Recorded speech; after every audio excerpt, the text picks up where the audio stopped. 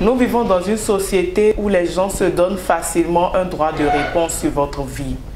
Une société où les critères d'une personne dite de bonne moralité sont prédéfinis. Et si vous ne rentrez pas dans ce moule, on vous colle tout plein d'étiquettes. Alors aujourd'hui, la question à laquelle nous allons répondre, c'est comment arriver à vivre une vie pour soi-même, assumer sa différence sans pour autant laisser les autres nous ramener sans cesse à leur complexe.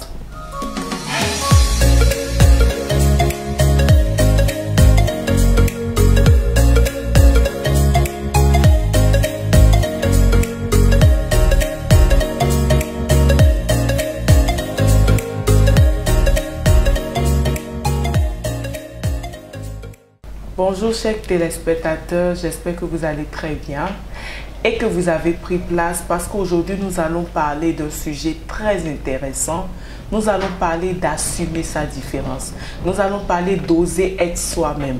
Nous allons parler de pouvoir s'affirmer et de vivre une vie pleinement épanouie pour soi sans tout le temps se demander qu'est-ce que les autres pensent de ce que je fais. Est-ce que les autres aiment mes choix? Est-ce que les autres aiment ma vie? Parce que c'est votre vie et la seule personne qui doit réellement l'aimer et réellement la kiffer, c'est vous-même. Et je ne suis pas seule comme vous le savez. Je suis avec deux personnes assez connues du public. Et j'ai à ma gauche Monsieur Ornel Djimedo, qui est éducateur canin et créateur de contenu. Comment tu vas? Je vais très bien, merci beaucoup. Bienvenue sur ce plateau. Merci. Et j'ai à ma droite Madame Esther Zoumeno, qui est chargée de clientèle, également propriétaire d'un magasin de vêtements pour femmes. Bienvenue sur ce plateau, Esther. Bonjour, Kinali. Tu vas bien? Ça va, merci. D'accord. Alors aujourd'hui, nous sommes réunis, comme je l'ai dit, pour aborder ce thème, assumer sa différence, oser être soi-même. Comment tu fais pour assumer ta différence? Bah, je vis pour moi. Tu vis pour toi? Comment tu fais pour oser être toi-même? Déjà, oser être soi-même, c'est vivre pour soi. C'est vivre pour son bien-être et pour son épanouissement. Personnel. Et donc, voilà. Et donc, je ne fais que tout ce qui peut contribuer à mon bien-être. Et quelle est ta définition de vivre pour soi? Vivre pleine sa vie tout en étant libre. C'est quoi ta définition de la liberté? Alors, pour moi, la liberté, vivre pour soi, comme je le disais tantôt, c'est pouvoir faire tout ce qui peut contribuer à son bien-être et à son épanouissement. Faire ses choix. Faire ses choix sans tenir compte forcément de l'avis des autres. Parce que plus tu es épanoui, plus les autres sont à l'aise avec toi et tu es à l'aise avec les autres. Mais il y a des gens qui te voient épanoui et tout, mais qui s'énervent davantage contre toi. Oui, c'est normal parce qu'après, les gens ont tendance à vouloir porter des jugements sur tes choix. Peu importe ce que tu fais, que ce soit bien ou que ce soit mal, ils veulent tout le temps porter des jugements sur tes choix. Non pas parce que ils ont de la haine, non. Pour moi, c'est simplement parce que parfois, ils sont dans un tu reflètes même ce que eux ils auraient aimé être. Et qu'ils n'ont pas pu être. Mais ils n'ont pas assez de cran, assez de courage pour pouvoir oser être eux-mêmes. Je ne sais pas si vous voyez. Oui, je vois un peu. Voilà. Et toi, Esther, c'est quoi ta définition de la liberté? Pour moi, d'abord, la liberté, c'est, comme il a dit, vivre pour soi et faire des choix, vivre selon ses principes et bien sûr les assumer.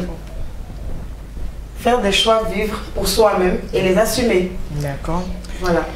Bon, quand on est en train de parler, en fait, faire des choix, vivre pour soi-même, est-ce que vous vous rappelez que quand on était enfant, on avait des rêves? Il y avait des personnes, qu'elles étaient enfants, elles voulaient être Spider-Man. D'autres personnes voulaient être Cendrillon. D'autres personnes, on avait plein de rêves. D'autres personnes voulaient conduire des avions, faire ceci, faire cela. Mais je me suis rendu compte qu'en grandissant, les rêves changent. Oui. C'est comme si on fait face à une réalité et après, avec les coups de la vie, on s'était dit peut-être je serai avocate. Après, tu te rends compte que c'est tellement d'études, tout ça. Est-ce qu'aujourd'hui, quand tu étais enfant, quel était le rêve que tu voulais réellement réaliser? Quel était le couloir dans lequel tu voulais te lancer? Et est-ce qu'aujourd'hui, c'est ce que tu fais? Sincèrement, non. Ok, tu voulais faire Mon quoi? rêve d'enfant, c'était d'être une princesse.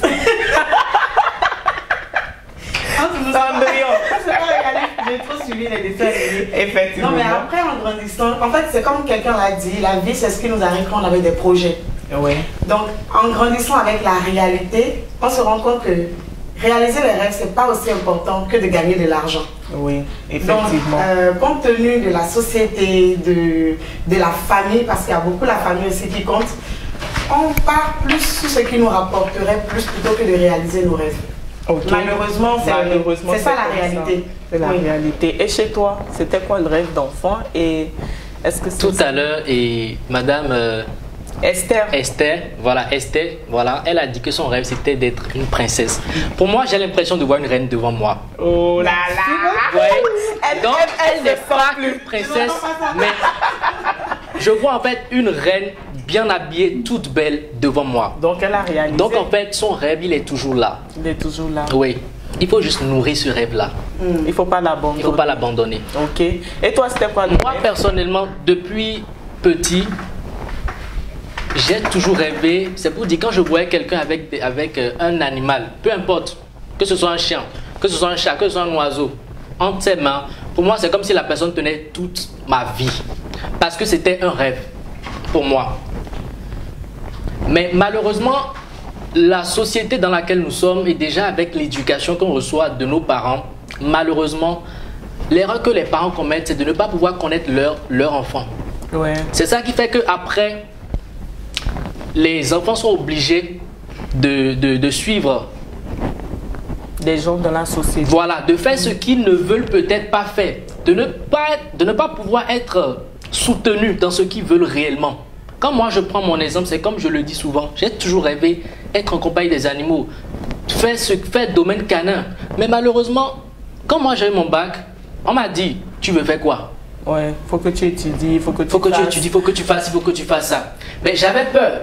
Je dis toujours, j'avais peur de dire, je veux faire santé animale, je veux faire telle chose. Parce que déjà, l'entourage, les gens disent souvent, vétérinaire. Et moi, si c'est encore tout, bon, on doit éminent ça. Éminent ça, les cabinets, éminent coiffeuse, cabinet menuisier.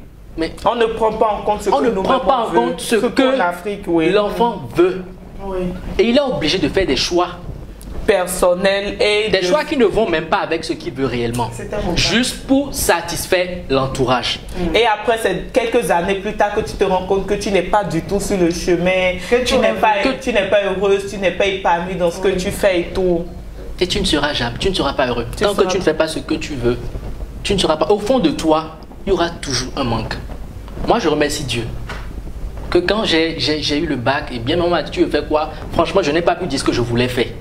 J'étais obligé de dire, je vais faire à l'université comme les autres. Voilà, et puis quand j'ai commencé, malheureusement, je n'ai pas pu terminer.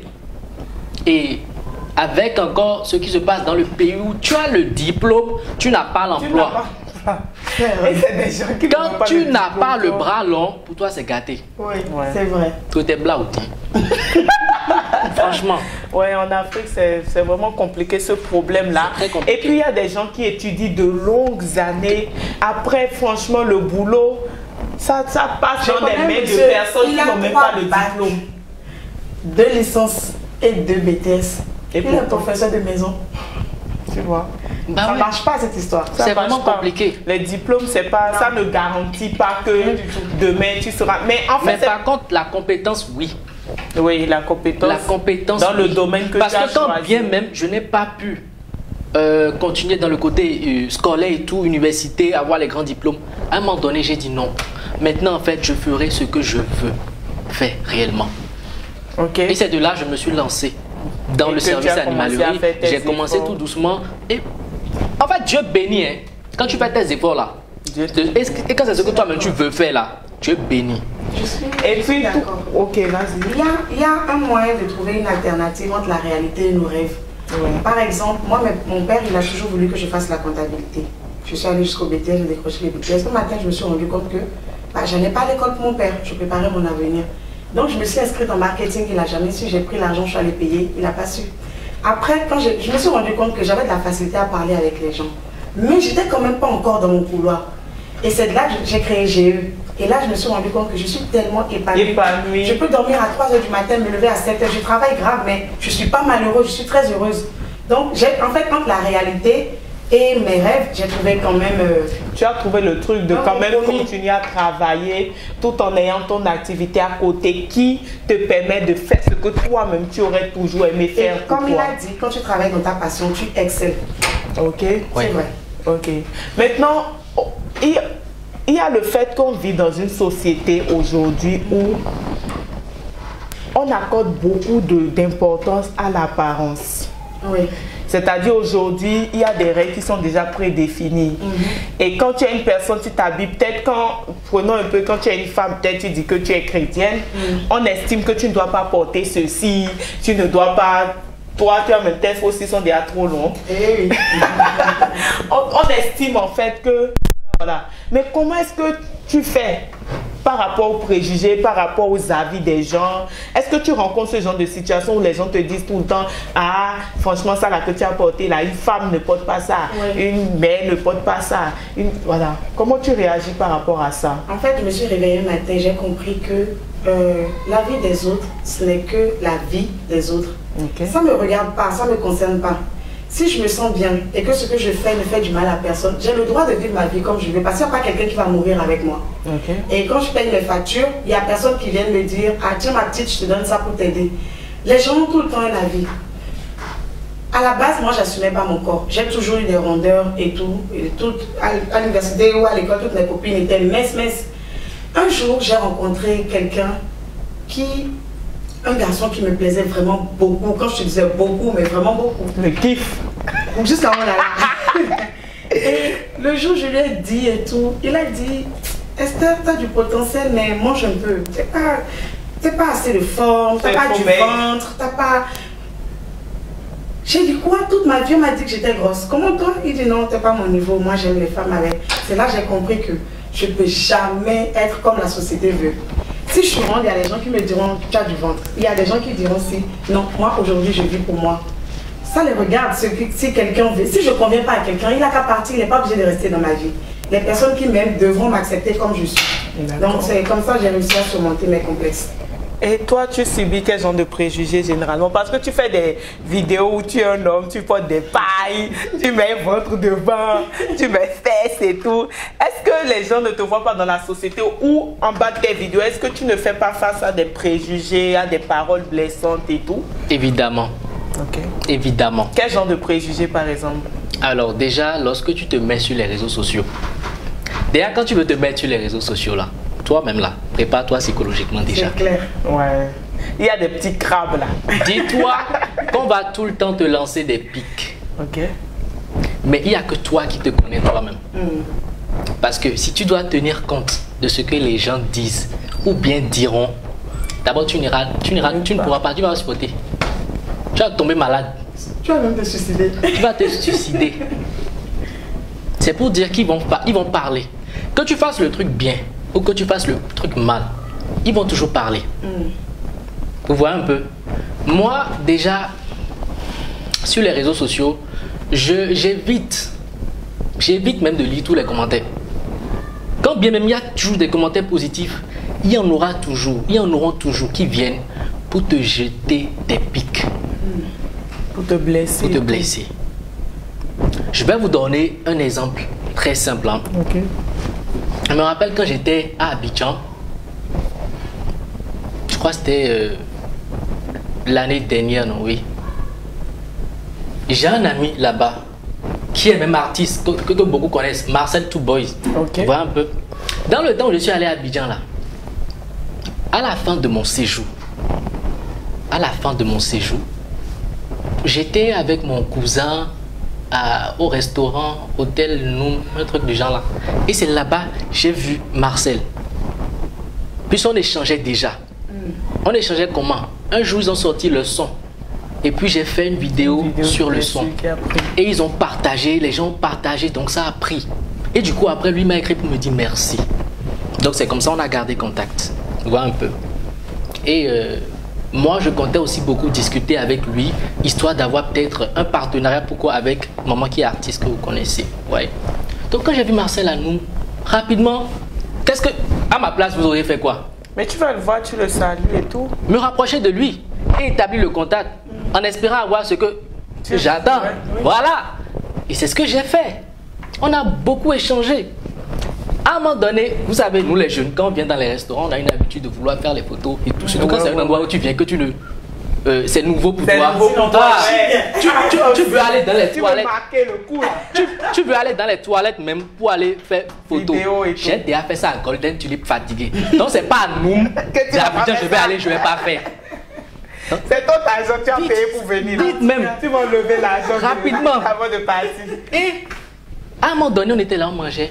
On a fini de manger et puis j'ai dit bon, moi si vous avez dit bon photo blonnet. Rapidement, j'ai demandé à mon ami Marcel, ah s'il te plaît, c'est où les toilettes en fait?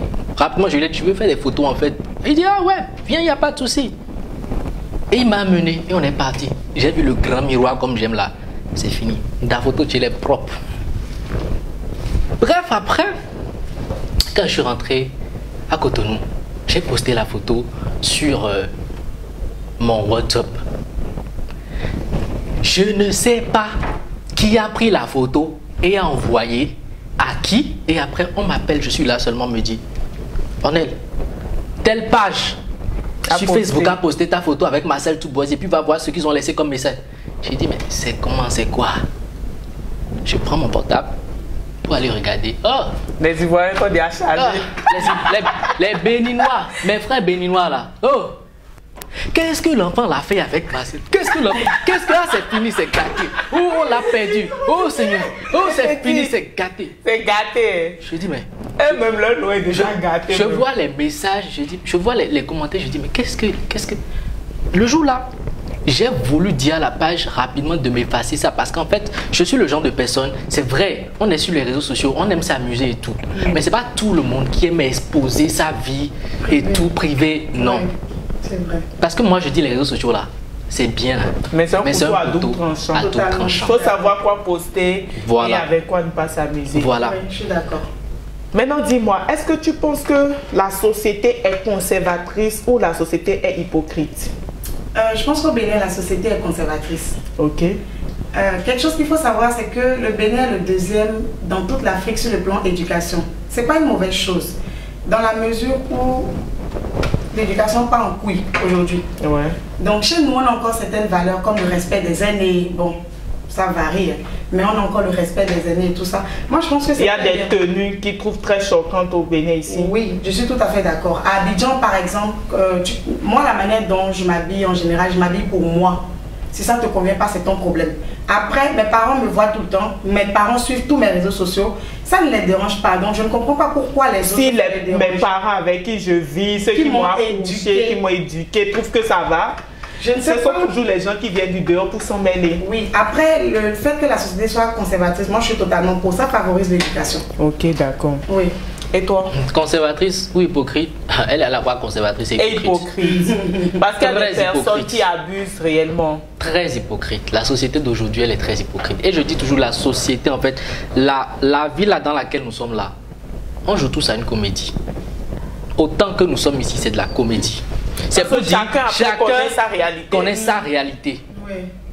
Mais parce que bon, 1 plus 1 doit donner 2. Oui, devant les gens, on fait semblant. Oui. Parce qu'il y a des personnes qui portent des habits jusqu'en bas, mais qui, franchement, quand tu les vois dans l'intimité, ce qu'ils font, c'est oh là là. Et il y a des personnes qui portent des tenues. C'est ceux-là qui aiment porter les jugements là. Oui, c'est... Va voir les squelettes qu'ils ont dans le placard. Ouais, tu seras étonné, tu seras choqué. Parce que quand on dit conservatrice et tout, aujourd'hui par exemple, il y a des entreprises ou des personnes qui voient, quand ils voient une personne qui s'est peut-être fait un tatouage, ils estiment que cette personne n'est pas de bonne moralité. Ou bien quand ils voient une personne qui porte un jean déchiré à outrance, ou bien des choses comme ça, ils ont toujours des petites étiquettes qui collent aux gens. Alors que, est-ce que la moralité aujourd'hui est fonction de ce que je porte? C'est vrai que quelque part quand même, ou bien? Normalement, non. Ce que je porte ne me définit pas. Mais oui, ça me définit. Ça te définit? Oui, parce que... Ça définit ta mentalité, ta façon de voir les choses. En fait, moi, je suis très ouverte. Je suis pour le fait quand les jeunes de tenter des expériences, de le faire. Mais le genre d'expérience qui peut bloquer des opportunités dans la vie, il faut éviter. Okay. Par exemple, te faire un tatouage géant qui commence ici et puis atterrir jusqu'ici. Tu es obligé de mettre des... À la base, le tatouage, tu l'as fait pour toi ou pour les autres. Okay. C'est ce qu'il faut savoir. Si c'est pour moi, bah, je le fais sur le ventre. Je sais que c'est une partie que je n'expose pas. Intime, mais dès l'instant que je le mets ici... Tu donnes aux gens l'opportunité d'en parler. Merci. C'est dommage, mais l'habit fait le moine. Les gens qui disent que l'habit ne fait pas le moine, ils ont menti. Je le sais parce qu'une fois je suis rentrée à la banque, je devais faire un dépôt de 25 000. Bon, j'ai tapé la sape, un peu comme aujourd'hui, Queen Albie pour ton honneur. En tout cas. Et j'avais juste un dépôt de 25 000 à faire. Je suis rentrée avec un monsieur. Vous voyez les babas qui portent les boubous, il est négligé. Il avait un sac, des sacs de 100 francs là, d'Angoté là. Oui. Un monsieur a couru de ma bouche. Madame, on peut vous aider et tout. Et j'ai dit, oui, je vais faire un dépôt. Il m'a emmené, il m'a même aidé à remplir. Je voulais déposer seulement 25 000. Il n'a pas calculé le monsieur qui est entré avec moi. Alors que l'autre avait beaucoup d'argent. Le monsieur, le sac était rempli, il avait déposé des millions. Donc, excusez-moi, la vie fait le moine. Du coup, si tu veux réussir dans une société comme la nôtre, en tout cas, je parle de notre réalité, il y a des choses... Il y a une manière de se présenter pour être pris au sérieux. Tout à fait. Ok. C'est mon avis. Ok. Maintenant, après, comme je l'ai dit, je suis très ouverte. Si tu veux te teinter les cheveux, vas-y, mais ne fais pas un truc définitif. Si tu veux te tatouer, choisis une partie où tu peux le faire et c'est pour toi, c'est pas pour les autres. Il faut faire les choses pour soi, pas pour les autres.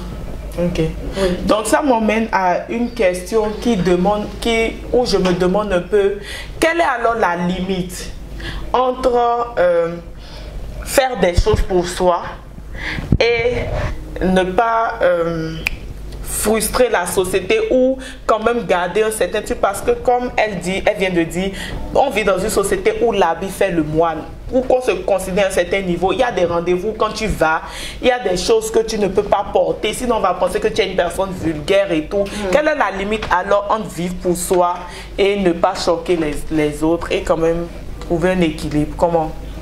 Personnellement, je pense que déjà, lorsque tu choisis, lorsque tu veux faire des choix, sois prêt à les assumer. D'accord. Lorsque tu choisis de faire un tatouage, attends-toi déjà à ce qu'il y ait des commentaires sur ta personne. Attends-toi déjà à ce que tu sois mal vu à des endroits où tu iras. D'accord. Oui. Maintenant, lorsque tu veux, tu entres tu viens dans un pays où les gens sont en train de marcher avec la tête. Tu dois faire un effort. Pour marcher aussi avec la tête. Si tu sais que tu dois aller à certains endroits. Ok. Donc, personnellement, pour moi, c'est vrai que c'est pas facile en tant que tel. C'est pas facile de pouvoir se laisser et juger et tout, pas d'autres. Donc, quand vous voulez faire les choix là, ne les faites pas à cause des autres. Faites-les parce que vous avez choisi. Maintenant, quand vous choisissez, c'est que vous devez être prêt à assumer en fait. C'est ça. D'accord. Et c'est sur cette note que nous allons à la pause. Plus de soucis en sciences de la vie et de la terre pour les apprenants de la 6e en première ABCD. Les manuels J'apprends en SVT de la collection Vitale au programme dans l'enseignement secondaire au Bénin sont des ouvrages indispensables pour les élèves de toutes les promotions désireuses d'avoir de fortes notes. Certifiés et recommandés par la DIPIC, les manuels J'apprends en SVT rédigés par des professeurs compétents font déjà leurs preuves sur le terrain depuis des années. Pour avoir les manuels J'apprends en SVT de la collection Vitale, rendez-vous au siège de la réédition, si dans le premier feu à gauche, après le stade Général Mathieu Kérékou en quittant Védocor, dans les boutiques La Réédition, dans les bureaux de la Poste du Bénin, dans les librairies et chez les revendeurs habituels. Pour plus d'informations, contactez le plus 229 97 89 82 42. Avec La Réédition, pas de nation prospère sans une éducation équitable. Alors nous sommes de retour sur ce plateau. Merci d'être resté avec nous et de prêter beaucoup d'attention à tout ce que nous sommes en train de dire. Alors Esther, pour toi qui es maman, comment est-ce que tu aides ton enfant à, dès maintenant, connaître ses passions, pouvoir les vivre petit à petit, faire des choses dans ce sens, pas seulement dans le sens d'aller à l'école et tout? Oui. Alors, une chose importante, que par rapport à mon expérience, d'abord il faut savoir que mon fils, c'est ma priorité absolue. Quand mon fils vient me demander, maman, est-ce que tu trouves que ce pantalon me va? Je lui dis, est-ce que toi tu l'aimes? Parce qu'il faut savoir, quand tout le temps on lui dit, ce que tu as fait c'est bien, il faut lui faire comprendre. L'aider qu'il doit faire des choix. Lui-même. De manière que, parce qu'il me dit, j'ai fait un dessin, tu le trouves beau. Il faut qu'il comprenne que la beauté est relative d'une personne à une autre. Il fait ça tout le temps. Maman, je lui demande, est-ce que toi tu aimes? Est-ce que ce que tu as fait, tu le trouves bien? Si tu le trouves bien, c'est que c'est bien. Ok. Je fais ça tout le temps. Par exemple, il a commencé les vacances il n'y a pas longtemps. Il s'est découvert une nouvelle passion pour le dessin. Il dessine tout le temps, il m'envoie des photos. Ce que j'ai fait hier, je suis passée au supermarché. Je lui ai pris un pack de dessin. Je lui ai dit, laisse libre cours à ton imagination. Moi, j'approuve ce que tu fais. Il faut encourager les enfants à s'aimer, à aimer ce qu'ils font. Vous pouvez leur donner des conseils. Je ne pense pas que ça te fasse du bien ou je pense que ça va déranger les gens. Mais tu dois faire ce que tu aimes et tu dois laisser libre cours à ton imagination. Ok. Donc, je le pousse à s'assumer et à aimer ce qu'il fait. À aimer ce qu'il fait. À ne pas se baser sur mon avis parce que mon avis n'est pas universel. Okay. Je peux me tromper. D'accord. Et qu'est-ce que vous pouvez dire, par exemple, à une jeune fille ou à un jeune garçon? Parce qu'aujourd'hui, avec aussi la fête de s'assumer, de vivre pour soi, de faire des choix pour soi, il y a des personnes qui exagèrent sur les réseaux sociaux. Tu vois une jeune fille, par exemple, aujourd'hui, elle porte de cette fille. Toi, tu te demandes, est-ce que ses parents aussi sont sur TikTok? Qu'est-ce que vous pouvez dire, par exemple, à une jeune fille qui a envie de s'assumer, mais pour qu'elle n'exagère pas non plus dans le fait de s'assumer? Petit temps, je parlerai de l'éducation parce que, comme je le dis, on doit inculquer une certaine conscience dans l'éducation. C'est vrai que ce que tu fais, tu le fais pour toi, mais il y a une différence entre profiter de sa jeunesse et bousiller son avenir. Sur les réseaux sociaux, rien ne se perd.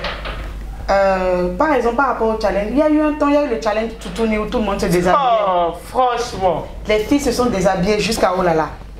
Moi, je dis, un jour, tu vas rencontrer un homme bien. Aujourd'hui, tu as 20 ans, tu t'en fous, tu vis ta vie. Dans 5 ans, tu vas rencontrer un homme bien, il est d'une grande famille, il veut se marier, vous voulez vous marier. Même si l'homme a vu cette vidéo, il n'a rien dit. Et sa famille, ils vont dire, mais c'est la fille qui se déshabille sur les réseaux sociaux. Il y a une différence entre profiter de sa jeunesse et bousiller son avenir. Et ça part de l'éducation.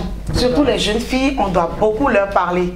Je suis d'accord que tu profites de ta vie, je suis d'accord que tu fasses des tatouages, que tu tentes des expériences. Mais si ça doit bousiller ton avenir ou t'empêcher de te marier, il faut faire attention. Ok. Voilà. Et toi? Ouais, parce qu'il n'y a pas seulement le fait que, par exemple, tu veux te marier. Peut-être aujourd'hui, tu as 20 ans et tu veux juste faire des vidéos, c'est tout. Tu n'as pas vraiment de projet pour ton avenir. Mais peut-être que dans 10 ans, tu voudras occuper un poste à l'Assemblée. Qui va te donner du crédit? Personne. Personne. Tu te déshabilles trop. C'est trop nu. Alors aujourd'hui, avec les réseaux sociaux, on a envie de faire comme les autres. On a envie de faire ce que les autres font. Ouais, on copie les gens qui sont à l'étranger. On veut copier l'étranger, on veut copier ce que les autres nous montrent. On veut faire ça en oubliant que peut-être demain.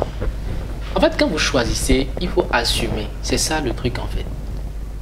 Moi, je vais prendre un exemple. Quand j'ai commencé au départ, quand TikTok a commencé, et puis j'ai commencé sur TikTok en imitant la défunte, paix à son âme, Marceline Abo, cette dame-là que j'ai commencé à imiter et tout. Que j'aime tellement. On aime tout toi, vraiment. Moi, mon tiare, oui. Ah ouais. Quand j'ai commencé à imiter les vidéos de cette dame-là, déjà même, qu'est-ce qui m'a poussé? C'était quoi en fait? Quand je suis allé sur TikTok, pour la première fois là, je regardais les vidéos des Béninois. Franchement, il n'y avait pratiquement aucun Béninois qui me faisait sourire. Par contre, avec les Ivoiriens, je souriais beaucoup plus. Et je me demandais, mais pourquoi les Béninois sont autant crispés? C'est-à-dire, la personne veut faire une vidéo là maintenant, mais il est comme ça. Jusqu'à ce que la vidéo finisse. Je dis, mais faut croire. Je regardais. C'est maintenant, les gens sont en train de se dégourdir de plus en plus. Et puis après, moi, j'ai regardé des vidéos, j'ai fait bon, je suis tombé sur une vidéo de la défunte Marceline Abopé. J'ai regardé la vidéo jusqu'à ce que j'ai fait. Et la vidéo là, ça m'a trop fait rire. Le lendemain matin, quand je me suis réveillé, je suis rentré dans la chambre de ma grande soeur. J'ai ouvert son armoire. Je cherchais en fait des anciennes robes parce que je voulais un truc ancien. Genre, robe des moments. J'ai regardé, j'ai trouvé, j'ai sorti ça. Elle s'est réveillée, elle a levé la tête. Elle m'a regardé avec la robe en main. Elle fait, Onel. J'ai dit oui. Elle me regardait, elle se demande, mais qu'est-ce que je vois? Elle s'est encore couchée. Du genre, pour elle, c'est qu'elle était en train de rêver peut-être. Elle s'est encore couchée. Moi, je ne l'ai pas regardé, j'ai sorti la robe. Après encore, je cherchais, j'ai dit, ah, Béré. Amado Péric de Dauphine est vlavonné. Elle dit, ah, me l'entend demain. Et j'ai dit, elle n'y croyait pas. J'ai sorti la perruque, j'ai dit, bon, maintenant je vais rentrer dans un personnage. De base, moi, j'ai toujours eu aussi une passion pour les films. J'ai toujours rêvé aussi être acteur.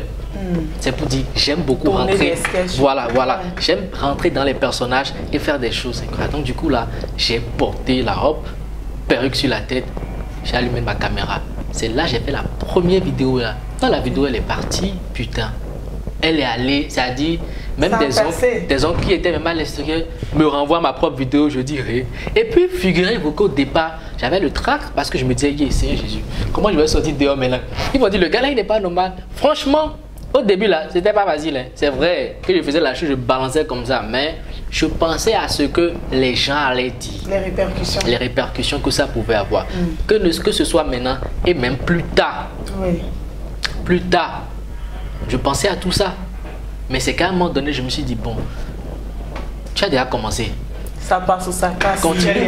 Tu es déjà dans l'eau. Tu es déjà dans l'eau. Autant nager plutôt que de se défouler et tout. Ouais. Donc c'est de là que j'ai continué avec ces vidéos-là. Après, je suis passé avec en mode quelqu'un dans le tout, avec les vidéos de quelqu'un que j'ai fait. Et voilà, c'est ça en fait le contenu. Je diversifie en fait le contenu. Je diversifie mon contenu. Sinon, à la base, c'est la vieille dame là qui t'a inspiré. À la base, c'était elle. Elle est amusée. Elle, non, franchement. Ouais, j'adorais ces vidéos et j'ai toujours aimé. Depuis petit, ah non, je l'aimais énormément, hein, franchement. Ah oui. Tu as parlé tout à l'heure de vaincre la peur, de s'assumer, la peur du regard des autres. Oui. Pour une personne qui a peur du regard des autres, quels sont les petits conseils que tu pourrais lui donner pour qu'elle puisse s'en affranchir? J'ai toujours eu peur du regard des autres. J'ai toujours voulu l'approbation des autres. Il a fallu longtemps pour que je réalise que je dois vivre ma vie pour moi. Et pour vaincre mes complexes, moi on va pas parler de Dieu, mais j'ai retiré mon amour aux humains et je l'ai donné à Dieu. Et je demande tout le temps à Dieu, mais des personnes qui peuvent m'emmener à aller plus loin dans ma vie. Du coup, mon entourage très proche est hyper trié. Quand je dis hyper trié, je connais du monde, mais je n'ai que 4 amis sur la terre entière. Et c'est des gens pour qui je sacrifierais beaucoup de choses. Ouais. Maintenant, pour s'assurer... Tu es dedans. Tu es dedans. Une amie est dedans. C'est vrai. Alors, comment j'ai réussi à gagner confiance en moi? C'est un conseil très simple. J'ai fait ça sur une période d'1 an. Tous les matins, je me lève. Quand je finis de m'habiller, je me mets devant mon miroir, je me regarde. Je me dis, Esther, tu es belle. Tu es à la hauteur et tu accompliras de grandes choses. Au nom de Jésus. Et puis je pars tous les matins. J'ai commencé à me dire, je suis belle. Je suis bien telle que je suis. J'ai des formes, c'est pas grave. J'ai du bassin, c'est pas grave. Quand je mets des jeans, c'est encore plus beau. Si quelqu'un... En fait, je m'encourage, je me félicite. Et puis j'ai fini par me convaincre que j'étais à la hauteur. J'ai commencé à croire en moi, à m'aimer. Et c'est bizarre. C'est comme si l'univers entier a commencé à tourner en ma faveur. Je ne sais pas comment ça s'explique, mais lorsque vous commencez à croire en vous, les choses commencent à marcher pour vous. En fait, le pouvoir change de camp. Disons ça simplement comme ça. En tout cas. Et j'aimerais compléter que lorsque vous commencez à vous aimer, lorsque vous commencez à vous assumer, vous faites de la place aux autres. Vous permettez aussi aux autres de briller. Vous permettez aux autres d'être. Par exemple, Esther et moi, quand on est ensemble, quand je la vois, elle me voit dire, oh là là, tu es trop belle aujourd'hui. En fait, c'est pas un complexe pour elle de dire à une autre personne, tu es belle, parce qu'elle est bien dans sa peau. Ouais. Elle se sent bien. Elle ne fait pas une concurrence avec les personnes qui sont auprès d'elle. Il y a une vidéo que je dois faire entre aujourd'hui et demain où j'ai remarqué depuis quelque temps que quand je croise des gens et qu'ils n'ont pas le courage de m'approcher, ils me filment en mon insu. Cette semaine, j'ai pété un câble, j'ai pris le téléphone d'une dame, j'ai dit, donnez-moi votre téléphone et le code. J'ai miné sérieusement et j'ai supprimé la vidéo de son téléphone. Ça m'est arrivé 2 fois cette semaine. Une autre dame est venue dans ma boutique, elle a pris une photo de moi qu'elle a envoyée à quelqu'un d'autre. J'ai dit, mais quand vous rencontrez des gens que vous connaissez sur les réseaux sociaux, allez vers elles. Arrêtez d'avoir peur un peu des autres, assumez-vous un peu. Allez vers la personne, discute. Il te filme en ton insu. Je trouve ça vraiment déplacé. Puis, il y a des gens qui... Moi, un jour, je suis sortie dans un restaurant avec une amie et il y avait une terrasse et l'intérieur. Et moi, généralement, quand je viens dans un restaurant qui a une terrasse, c'est très rare que je reste sur la terrasse. Je rentre toujours à l'intérieur. Donc, le jour-là, elle voulait qu'on reste sur la terrasse. J'ai dit, franchement, il y a du monde. Si on reste sur la terrasse, maintenant, les gens vont dire bonjour, bonjour, bonsoir et tout.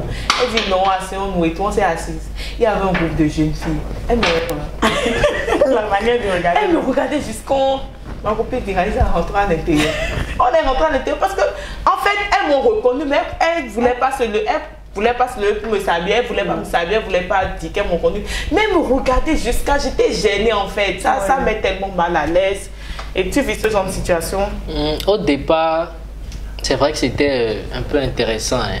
Avec les gens, au départ, tout le temps quand les gens me voyaient, me saluaient, j'aimais bien. Mais après, maintenant, franchement, ça ne me dit absolument rien. Parce que même quand je suis sur la moto, à ça. En fait, ça ne me dit absolument rien. Au point où des fois, même on est en train de... T'as pas l'impression qu'on viole ton intimité? Oui. J'ai une réception. Tu es déjà en public. Je mangeais. La fille était à ma table, généralement. elle me filme, elle avait son téléphone comme ça. Elle a arrêté. J'ai dit, elle ouvrait pour me filmer, mais je ne peux pas manger en paix. J'étais tellement fâchée que j'ai dû me lever et changer de table. C'est vrai que des fois, quand tu veux sortir, tu es obligé de vraiment te mettre dans... Avant, quand moi je voulais sortir, aller au supermarché, c'est tout le temps je m'en prends, ou bien je porte ce que je veux, je ne calcule personne. Aujourd'hui, je fais un peu plus d'efforts. Je ne fais pas plus d'efforts parce que vous savez, moi je suis quelqu'un, je suis moi-même. Soit on m'accepte comme ça. Non, mais soit ce n'est pas ça. Au fur et à mesure que ça va évoluer, tu seras obligé de faire plus d'efforts. Non, je ne fais pas plus d'efforts. Parce que, en fait, tu ne sais jamais quel genre d'opportunité tu rencontres vu que tu es une personne connue. Oui, je ne fais pas plus d'efforts. Je ne vais pas vouloir, parce que à cause de quoi maintenant, et je vais me mettre sur mon 31 tout le temps. Non, non pas il faudrait qu'après que tu restes toi-même. C'est vrai, c'est pour ça qu'elle dit un peu plus d'efforts. Ouais, au moins qu'il y ait un minimum de présentation. Qu'on ne dise pas. Les gens attendent trop de nous. Non, ça c'est comme ça, c'est la vie qui est déjà comme ça. En fait, un peu plus d'efforts là, c'est pour qu'on ne dise pas. Et sur les réseaux sociaux, on le voit, il est waouh, il fait le BG, tout ce qu'il fait, waouh. Et puis dans la réalité, mais je préfère encore qu'on te dise que sur les réseaux sociaux, c'est bizarre. Et qu'en vrai, quand on te voit, on fait waouh. Là, c'est beaucoup plus intéressant. C'est pour ça, du coup, je fais un effort. On fait vraiment.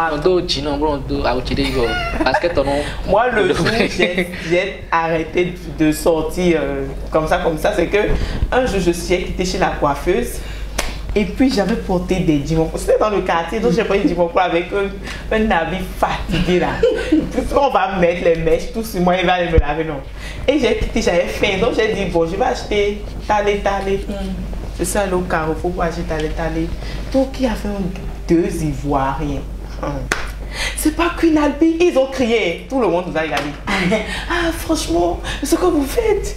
Et dans ma tête, je disais, c'est ici qu'ils m'ont reconnu. Et en fait, les choses, c'est quand tu n'es pas même bien dans ton état, c'est là qu'ils te reconnaissent. Sans saper sur ton 31, tu ne rencontres personne. On ne se calcule pas. Mais le jour où tu es très négligé, c'est incroyable. Hein? C'est là qu'on te remarque. C'est comme ça, c'est souvent ça. Donc, c'était une très très belle émission. Et je vais vous demander un petit mot de fin. Un petit mot de fin à l'endroit d'un jeune frère, d'une jeune sœur, pour lui dire réellement de vivre sa vie selon ses choix, de prendre en considération ce qu'elle veut, ce qu'elle voudrait pour elle-même, pour que les erreurs peut-être que nous on a faites, ou bien les petits retards qu'on a eu par rapport à certaines choses, qu'ils ne puissent pas le vivre également. Alors, moi je dirais à quelqu'un de commencer à s'aimer. Parce qu'on ne peut pas demander aux autres de nous aimer quand on ne s'aime pas soi-même. Donc, essayez de faire les choix pour vous en n'oubliant pas qu'il n'y a que vous, la personne avec qui vous passerez la majorité partie de votre temps, toute votre vie, c'est vous-même. Donc, prenez soin de vous, faites vos choix et choisissez en fonction de l'avenir. Réfléchissez bien avant de décider, je vais faire ci, je vais faire ça. Et commencez à vous aimer. C'est comme ça qu'on commence à gagner de l'estime pour soi. Voilà. On aime. Personnellement, je préfère être le 1% différent des 99%.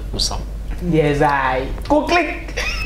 Franchement, je préfère que vous soyez le 1% différent des 99%. Parce que votre différence ne fait pas un défaut en fait. Au contraire. Au contraire, ça vous révèle encore plus. Et voilà. On dit un tatouage ne fait pas de toi un assassin. Une cravate ne fait pas de toi un saint. Donc tu peux très bien mettre une cravate, mais ça ne fait pas de toi un saint. Surtout aujourd'hui où les gens comptent sur l'apparence pour nous blaguer. Pour nous blaguer. Donc en fait, soyez juste vous-même. Soyez unique, soyez incomparable et brillez. Et soyez vrai. Voilà. Voilà, c'est important. Merci d'être venu, merci d'avoir partagé ce moment avec moi, d'avoir partagé ce plateau. Nous avons passé un très bon moment. J'espère que vous aussi, n'hésitez pas à partager, à laisser vos commentaires et à lundi prochain.